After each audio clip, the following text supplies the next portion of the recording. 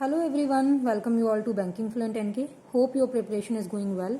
And today I'm talking about mains preparation. So there are some students who are beginners and who wanted to know that how should we start our mains preparation and हमको आप अपने sources बता दो क्योंकि actually क्या होता है जब आप बिगिनर होते हैं ना तो जब आप अपना जो प्री का बेसिक्स उसको कवर करके हटते हो तो फिर आपका ये हो जाता है कि आपको एकदम से मेंस अगर आप मॉक्स वगैरह से करते हो या किसी पीडीएफ से करते हो तो फिर आपकी वो मेंस वाली जो क्वेश्चन होते हैं वो सॉल्व नहीं हो पाते।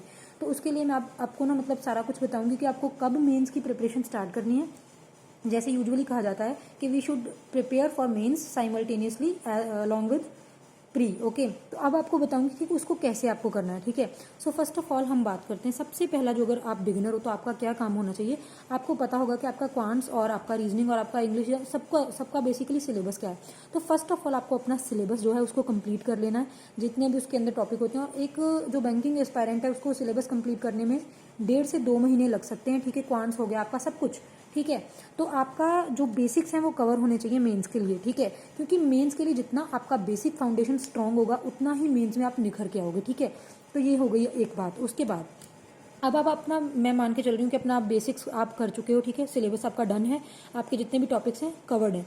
उसके बाद अगर आप अब फुल लेंथ मॉक देते हो, ठीक है, उसके में आपका जो क्लर्क का मॉक है ना, अगर उसमें आपका 65 प्लस एंड जो पीओ का मॉक है उसमें आपका 50 प्लस स्कोर आ रहा है ना, तो आपको अपने जो मेंस है उसमें लग जाना है। ठीक है, जैसे मान लो अभी आपने अपना बेसिक्स कंप्लीट कर लिया। ठीक है, उसके बाद आप अपना डेली क्विजेस डेली लगाते जाओ, उससे आपके ये जो प्री का स्पीड है ना इसमें इंप्रूवमेंट आएगा और आपकी एक्यूरेसी वगैरह मेंटेन होगी। अब हम यहाँ पे प्री की बात नहीं करेंगे। ठीक है, तो मेंस के लिए आपको ये एक स्कोर अचीव कर लेना है, उसके बाद आपको अपना मेंस की प्रिपरेशन स्टार्ट करनी है। अब आप मेंस के लिए स्टार्टिंग में करोगे क्या, आपको मेन जो आपका फोकस होना चाहिए 1 मेंस लेवल जो आपकी डीआई, उसके बाद आपका 1 पजल एंड 1 आपको आरसी सॉल्व करनी है। और करंट अफेयर तो आपके डेली बेसिस पे चलने वाले हैं, इसका तो कोई है नहीं कि आपको मतलब कैसे करना है। ठीक है, वो आपके डेली चलेंगे। अफेयर क्लाउड यूज़ कर सकते हो, अड्डा 24/7 आप ऐप यूज़ कर सकते हो। That is up to you कि आपको कहाँ से करना है। ठीक है, तो उसके लिए भी वीडियोस हैं चैनल पे, अगर आप देखना चाहो तो देख सकते हो। फाइन, अब आपका ये 3 चीज़ें हो गई, आपको ये 3 चीज़ें करनी है। अब मैं आपको सोर्सेज भी बता देती हूँ कि आपको कहाँ से करनी है। और सोर्सेज से पहले ना एक चीज़ बता देती हूँ, देखो मेन्स में बेसिकली आता क्या है। जो आप प्री में कर रहे हो ना, ठीक है, मेंस में उसका एडवांस लेवल आएगा। एक तो बात ये हो गई। उसके अलावा अगर आप मेंस के क्वांट्स की अगर मैं बात करूं, ठीक है, चलो मैं क्वांट्स का आपको बता देती हूँ। क्वांट्स में आपके मेन क्या क्या चीज़ें आती हैं। एक तो आपकी डीआई आएंगी, सबसे ज़्यादा वेटेज इनका होगा। ठीक है, डीआई के अलावा आपके जो अरिथमेटिक बेस्ड क्वेश्चन आएंगे। ठीक है, उसके अलावा आपका डाटा सफिशिएंसी आएगा, वो आपको क्वेश्चन देगा और उसमें मतलब जैसे मान लो ये 2 स्टेटमेंट देगा और उसमें आपसे मतलब पूछा जाएगा कि ये चीज़ फाइंड करनी है, तो इन दोनों में से किसकी हेल्प से ये फाइंड हो सकती है। क्या हमको दोनों ये स्टेटमेंट यूज़ करनी पड़ेगी या हमको एक से भी हमारा काम चल जाएगा। मतलब ऐसे करके आपका डाटा सफिशिएंसी होगा। अगर आप मॉक्स दोगे तो आपको पता चल जाएगा। ठीक है, तो ये हो गया आपका, ये क्वांट्स में आने वाला है। इसके अलावा आपके मिसलेनियस के हो सकता है कोई आपसे क्वाड्रेटिक इक्वेशन या नंबर सीरीज के 2 से 3, इससे ज़्यादा नहीं, इतने क्वेश्चन आएंगे। बाकी का सारा आपका डेटा इंटरप्रिटेशन आएगा। ठीक है, अब देखो डेटा इंटरप्रिटेशन वही को सॉल्व कर पाएगा जिसको अरिथमेटिक आता है, जिसका अरिथमेटिक एकदम बेसिक से स्ट्रॉन्ग है, कोर उसका जो फाउंडेशन है that is strong. So if you want to attempt DI question. अब एक और चीज़ है, ठीक है, यहाँ पे आपका अरिथमेटिक स्ट्रॉन्ग होना चाहिए अगर आपको डीआई के क्वेश्चन करने हैं। उसके बाद ये है कि आपको ना मेंस में सिलेक्टिव होना पड़ता है। आप ये नहीं कर सकते कि जैसे मेंस में मान लो अगर 200 मार्क्स का मेंस का पेपर आ रहा है ना, तो उसमें जो कट ऑफ होती है ना वो 80-90 के आसपास जाती है। वही आपकी 45-50-60% के आसपास आपकी कट ऑफ जाती है। तो ऐसा क्यों होता है, क्योंकि बच्चे उसके ज़्यादा अटेम्प्ट ही नहीं कर पाते। क्यों, क्योंकि वहाँ पे कुछ क्वेश्चन ऐसे होते हैं जो आपको बस पजल करने के लिए डाले होते हैं, वो क्वेश्चन सॉल्व नहीं होने वाले होते हैं। तो ये चीज़ आप जब अपनी प्रैक्टिस करोगे तो आपको पता चलेगा कि ये क्वेश्चन मुझसे सॉल्व नहीं होगा तो मुझे इसको छोड़ना है। तो आपको ये पकड़ना आना चाहिए कि ये क्वेश्चन डुएबल है, इसको मुझे करना है, और ये क्वेश्चन मेरे मतलब बस का नहीं है, इसको छोड़ना है। और ये आपको पता कब चलेगा, जब आप मॉक्स वगैरह दोगे ना, तो आपको पता चलना स्टार्ट हो जाएगा कि ये क्वेश्चन मुझसे नहीं बनता। इस टाइप का क्वेश्चन अगर मेन्स में आएगा तो I will skip that question. Okay, अब उसके बाद अलावा रीजनिंग में आपकी पजल्स बहुत ज़्यादा आने वाली हैं। पजल्स के अलावा आपका आएगा डेटा बोल रही हूँ, आपका कोडेड इनइक्वालिटी, कोडेड जो आपका रिवर्स सिलोजिज्म, मतलब चीज़ें वही होंगी लेकिन आपको उल्टा कर करके दिया होगा, किसी में कुछ लगा दिया होगा कोड, किसी में कुछ, और उसके बाद आपका जो डायरेक्शन सेंस आएगा वो भी आपका कोडेड फॉर्म में आएगा। ठीक है, ब्लड रिलेशन आपका कोडेड फॉर्म में आ सकता है। उसके अलावा आपको वहाँ पे एक नया पार्ट वहाँ पे आएगा जो कि क्रिटिकल रीजनिंग है। तो क्रिटिकल रीजनिंग के लिए भी आपको मैं सोर्स बताऊंगी, ठीक है, सब कुछ मैं बताती हूँ। अब ये हो गया आपका, है ना। इंग्लिश में आने वाली हैं, इंग्लिश का भी बता देती हूँ। इंग्लिश में आपको आरसीज मेन आएंगी, 3 से 4 आरसीज आएंगी। उसके अलावा बाकी का जो बेसिक्स होता है वही इंग्लिश का आने वाला है इंग्लिश के पेपर में। तो वो आप जब अटेम्प्ट करोगे तो आपको पता चल जाएगा। फाइन। अब हमको क्या करना है, सोर्सेस। तो जो आपका क्वांट्स है ना, क्वांट्स के लिए आपको एक तो 365 DI बाय हर्षल सर, ये ना उनका यूट्यूब है। तो ये अगर आप टाइप करोगे ना यूट्यूब के ऊपर तो आपको मिल जाएंगी। तो आपको डेली यहाँ से 1 से 2 या जितनी भी आप लगा सकते हो, देखो आपका लेवल है। तो लगाने को तो कोई बच्चे ऐसे होंगे जो 5-5 मेन DI 10 मेन DI एक दिन में सॉल्व करेंगे। तो आपको स्टार्टिंग 1 से ही करनी है, ठीक है, एक दिन में 1 लगाओ। उसके बाद आपको क्या करना है, ये हो गया।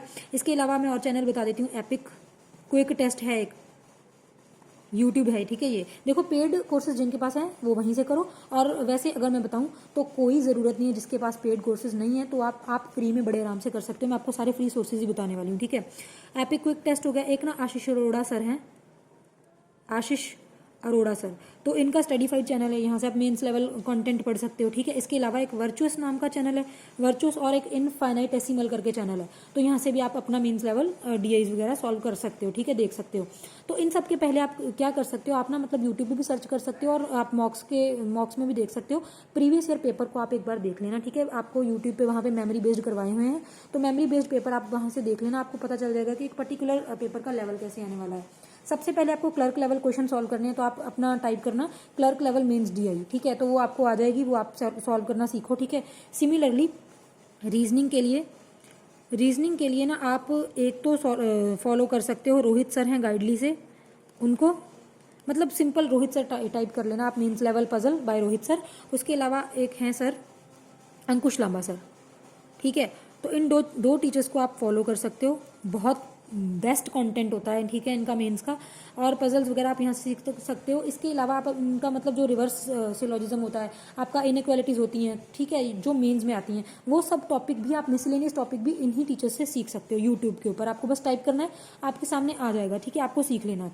यहाँ पे इनपुट आउटपुट भी आएगा, तो वो भी आप इन टीचर्स से सीख सकते हो, ठीक है। तो ऐसे करके जो भी आपको टॉपिक, सबसे पहले आपका मेन यहाँ पे यही काम होना चाहिए कि आपको मेमोरी बेस्ड देखना है हर एक सब्जेक्ट का।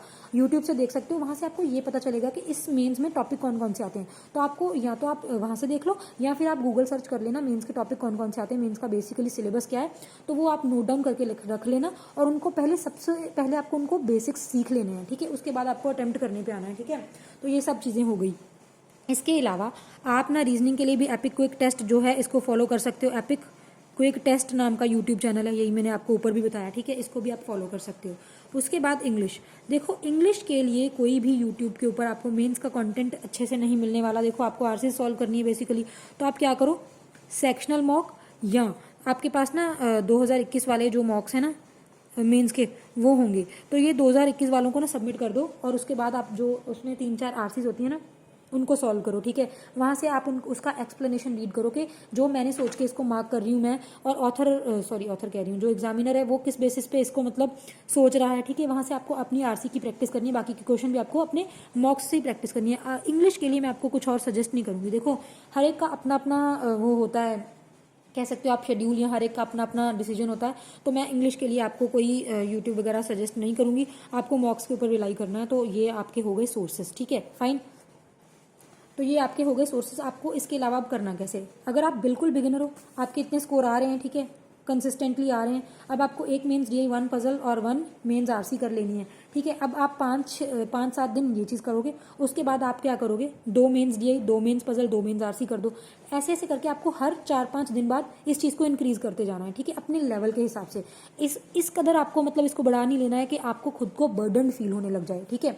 तो वो चीज़ आपको नहीं करनी है, आपको बड़े रिलैक्स्ड वे में चलना है, ठीक है। अपने आप को मतलब रिलैक्स रखना है। देखो अगर आप अपने टारगेट में 2 मेंस DI सेट कर लेते हो और आपसे होती नहीं है, या आप कर लेते हो आपको समझ में नहीं आती, ठीक है, अपना उसको कंप्लीट करने के लिए, तो उसका कोई फायदा नहीं है। इससे अच्छा आप ये कर लो, ठीक है। तो ये मैंने आपको बता दिया कि आपको कैसे इसको प्रोसीड करना है। अब जैसे डेली टू डू लिस्ट में ना, मैं आपको, जो तो बिल्कुल बिगिनर है तो वो क्या कर सकते हैं, टेलीग्राम ज्वाइन कर सकते हैं, वहाँ पे उनको बिगिनर्स टू डू लिस्ट मिलती है, ठीक है। टेलीग्राम का चैनल है, नेम है बैंकिंग फ्लुएंट NK, और मैं लिंक नीचे डिस्क्रिप्शन में दे दूंगी, ठीक है। इसके अलावा आपको क्या करना है, जो मतलब जैसे मैं आपको टेलीग्राम पे बताती हूँ ना कि मेंस की DI आपको सॉल्व करनी है, मतलब मेंस का कंटेंट सॉल्व करना है, तो उसका मतलब ये है कि आप अपने हिसाब से सेट कर लिया करो। मतलब आपको ये खुद से डिसाइड कर लेना है कि अगर मैंने मेंस का बोला है तो मैं मतलब अपने हिसाब से करूंगी। मुझसे भी कई बच्चे एडवांस होंगे तो वो तो फुल मॉक सॉल्व करेंगे, ठीक है। तो जो मतलब बिल्कुल बिगिनर है वो एक एक करके भी इसको सॉल्व कर सकता है। तो ये आप अप टू आपके ऊपर है, ठीक है। तो ये आप एक बार फिर से सोर्सेज देख लो, बस इन चीज़ों को फॉलो करो एंड अपना मेंस जो है उसको स्टार्ट कर दो अपनी प्रिपरेशन। तो अच्छा, अब बोलते हैं ना प्री के साथ ही मेंस की प्रिपरेशन। देखो प्री के साथ मतलब ये होता है कि आप अपना पहले बेसिक फाउंडेशन स्ट्रॉन्ग करो, 2 मंथ तक बेसिक फाउंडेशन स्ट्रॉन्ग करो। फिर 1 मंथ तक आपको क्या करना है, अपने डेली क्विजेज लगा करके अपना स्कोर इतना बिठा लेना है, ठीक है। उसके बाद आपको अपना प्री का साथ साथ करने लग जाना है। देखो अगर आपका प्री का मेंस का बोल रही हूँ, मेंस का स्टार्ट करना है, ठीक है। और अगर आपका प्री का क्लियर नहीं होगा तो मेंस तो आप कभी भी नहीं कर सकते, क्योंकि जो मेंस है वो प्री का ही एडवांस लेवल है। सो थोड़ा सा वीडियो लंबा हो गया है, लेकिन मुझे आपको चीज़ें समझानी थी, तो इसके लिए वीडियो चाहे लंबा हो गया तो कोई दिक्कत नहीं है, लेकिन आपको चीज़ें समझ में आनी चाहिए। तो अगर आपका स्टिल कोई डाउट बचता है तो you can ask me. So this is all about this video friends, thank you so much.